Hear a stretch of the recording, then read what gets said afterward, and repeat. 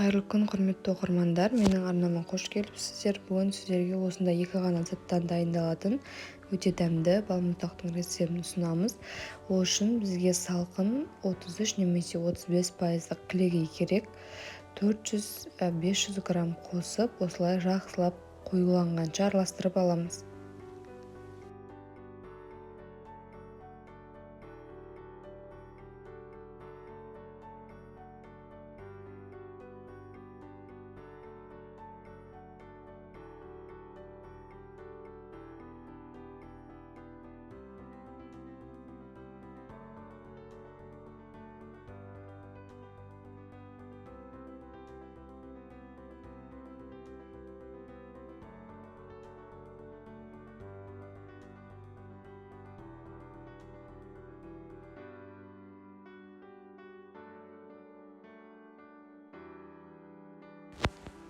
Міне қоюланды. Ендігі кезекте сгущенка саламыз. Мен тірі желанияның сгущенкасын пайдаландым.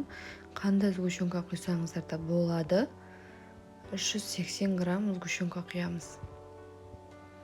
Сгущенка құйғаннан кейін көп араластырудың қажеті жоқ. Кішкене араластырып, содан соң формамызға құйып морозилкаға жіберетін боламыз. Міне менде осындай форма болды. 4 штук шығады бір құйғанда.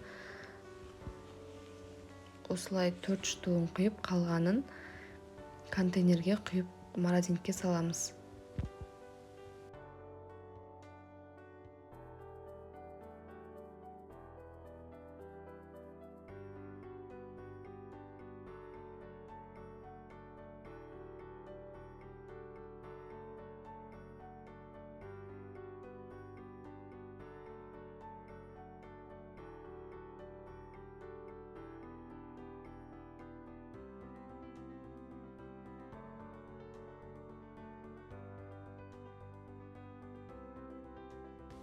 Міне формамызға құйып болғаннан соң таяқшаларын қыстырып морозилкаға жібереміз.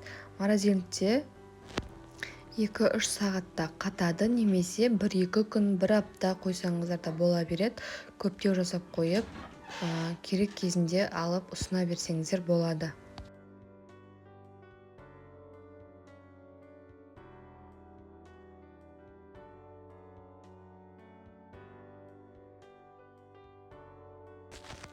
Енді қалған бөлігін осындай беті жабылатын контейнерлерге құйып, бетін жауып, бұны да морозилкаға салып қоямыз.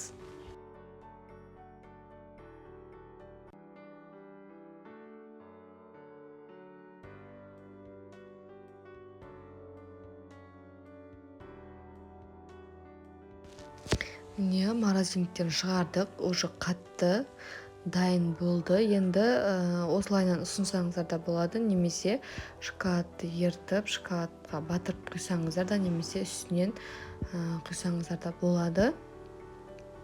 Мен осылайынан ұсындым. Осымен мороженыйларымыз дайын. Сіздер де осы рецептпен жасап, балапандарыңызға ұсынсаңыздар болады. Міндетті түрде жасап көріңіздер. Міне контейнердегі мороженымыз да уже қатты.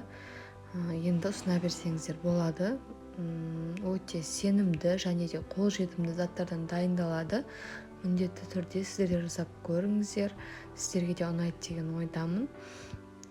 Как раз қазір мороженныйдың сезоны.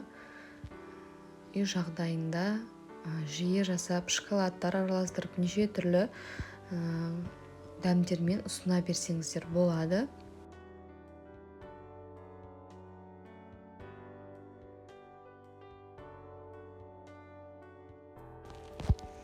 Назарларыңызға үлкен рахмет.